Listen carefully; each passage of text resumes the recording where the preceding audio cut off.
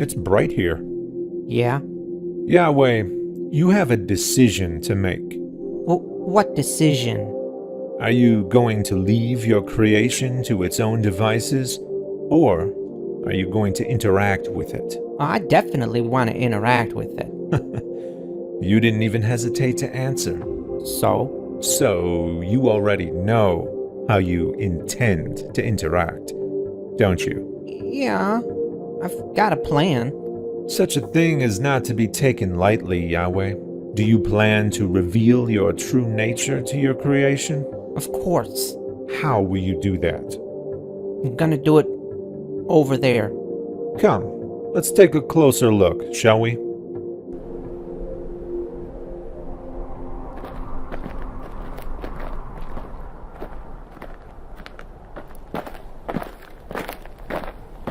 Here.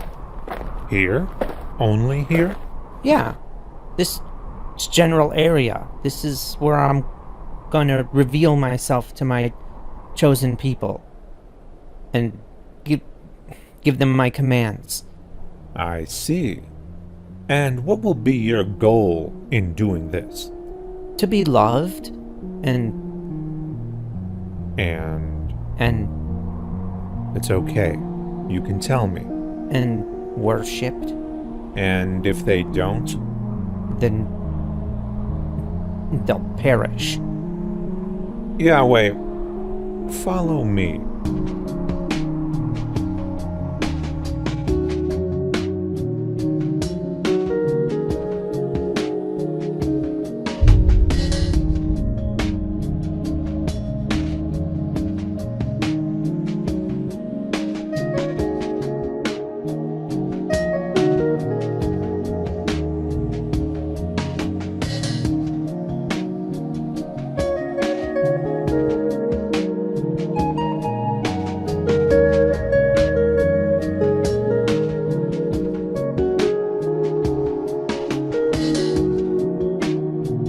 This general area, from the Tigris in the east to the Mediterranean in the west, and from Mount Ararat in the north to the Nile in the south, this tiny section of your creation will encompass the entirety of your interactions, recorded within your sacred texts. Tiny? This is a rather significant portion of land, if you ask me. Oh, it surely is, Yahweh, but this is hardly the extent of your creation. While you involve yourself with the traditions and politics of this little area of the world, the rest of the planet will continue in its many diverse ways without your interactions. They will develop their own religions and cultures, many of which will conflict with the ones you grace. From the many tribes of Africa to the Celts of Europe and to the rest of Asia, Buddhists and Hindus of China and India, vast land masses populated by billions of people. You will not interact with them. What of Indonesia and Australia? Across vast oceans, the tribes of North America will be ignorant of your earthly interventions, as will the Aztecs and Mayans of Central America and the Incas of South America. Entire continents of your creation inhabited by countless generations who will know nothing of your dire message.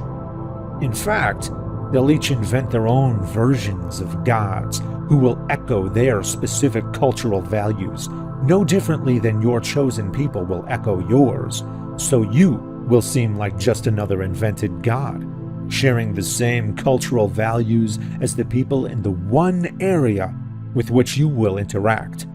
That is a significant coincidence, Yahweh, for as some will eventually notice, gods always behave like the people who create them. So, you think I should just go around revealing myself to all these civilizations? Go around? No, Yahweh, you're omnipresent, so you're already among them, always. Why remain hidden to those in South America but not to those in the Middle East? Why would mere geography affect an omnipresent God's interaction with his creation? Geography should only affect man-made gods. Given your plan here, I'm beginning to wonder why any human beings should exist beyond the Middle East at all. Come with me, Yahweh. Let's look at the bigger picture. Around half of the people on Earth will eventually develop religions based on your existence, and those religions will violently conflict with each other. Whether they believe the Earth is the place you sent your one and only Son to be sacrificed, or that Muhammad was your prophet, or that the Jews are your chosen people, it's all about Earth. But look around.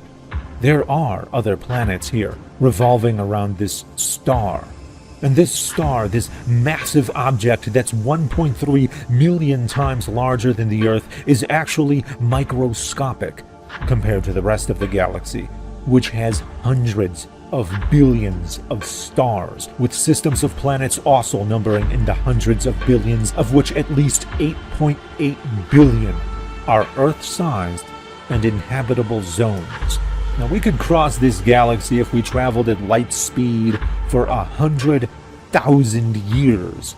Yet even this incomprehensibly massive galaxy is microscopic, because there are hundreds of billions of galaxies. Try to wrap your mind around that. There's roughly 7.5 quintillion grains of sand on Earth, in every ocean, beach, and desert combined, yet there's octillions of stars in the universe. You knew that, though, because you're omnipresent, which means you're simultaneously amongst each and every one of those octillions of stars and all their systems of planets. And of all those many worlds, you're going to send your one and only Son to a tiny area on one planet. Or have Muhammad convey your message there, or declare that the Jews there are your chosen people. You're going to do everything on that little area of land and have the few primitive bipedal organisms who happen to live there write down conflicting accounts about it on little pieces of parchment, so that it can be shared and fought over with other primitive bipedal organisms on a single world amongst octillions. That will be the extent of your sacred recorded interactions with this massive creation. Tell me, Yahweh, why have you decided to limit yourself this way? Because I wanted it to be a clockwork universe. You see how precise it is? It all runs automatically. If I wanted to do that, then this is how it needs to be. But you're God. Yeah? So? You have unlimited power, so you need the universe to run automatically to what end? You don't need to concentrate, you don't need to conserve energy, you don't need to devote time or resources elsewhere because you have unlimited time, unlimited resources. Yahweh, one day, people will be able to look beyond Earth. And where once they thought they'd find you, instead they're going to find countless other worlds and stars and galaxies. They're going to find a clockwork universe, automatic, running and dying, all on its own, according to the laws of nature, without requiring an omnipresent, omniscient, omnipotent, omnibenevolent, spaceless, timeless, supernatural being to run anything. But they're going to ask who created those finely tuned laws of nature. The design of the universe itself will be the evidence of my existence and nature. Will it? The question of fine-tuning will be inevitable, indeed, because each and every unknown that was attributed to your doing will eventually be discovered to be nature's doing. The question itself, however, will lead to an infinite regress. Why would you need to finely tune the laws of nature unless you are being restricted by some other laws beyond your control? And who created the laws that govern the necessity for God to fine-tune the laws of nature? If these laws dictated the nature of your creation, then how could you be called omnipotent? How could you be called God, if your creation could only be created in one kind of way? If the laws of nature could only be one kind of way to permit life, and if the universe runs all on its own, then what does it need with a God? Because if that's the case, then you didn't actually design anything. You merely followed a set of instructions. Whose instructions? The presence of an all-powerful God doesn't explain anything at all. In your current state, I'm afraid you are ridiculously superfluous. Okay. Then, what would be a better way to fulfill my plan? I don't think you really want to hear the answer to that. I do. Just tell me. First, treat people equally. Do not have a chosen people, and do not rely upon flawed human beings to spread your message, for they will corrupt it to achieve their own ends. Instead, you yourself should convey your message to everyone in your creation equally, with consideration to their unique standards across all 7 continents on Earth and everywhere on every other planet with intelligent life. That way, there could be no misunderstanding or deception regarding your message.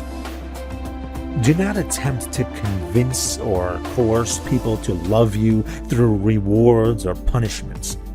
It's not real love if it's not born of one's own volition. Do not make a clockwork universe.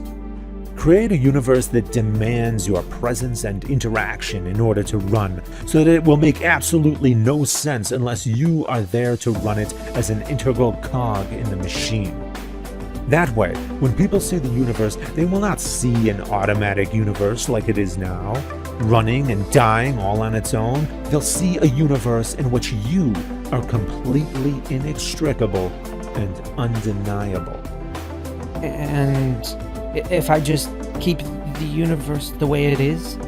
This is the incomprehensibly vast and indifferent universe that is exactly what we would expect to see if left to its own devices, ungoverned by any gods. And the many religions of Earth are exactly what we would expect to see of humans who utilized invented gods to achieve their own human ends. If you truly cared to commune with your creation, then you've gone about it in the exact opposite of the way you should have. Curious, isn't it, God? God?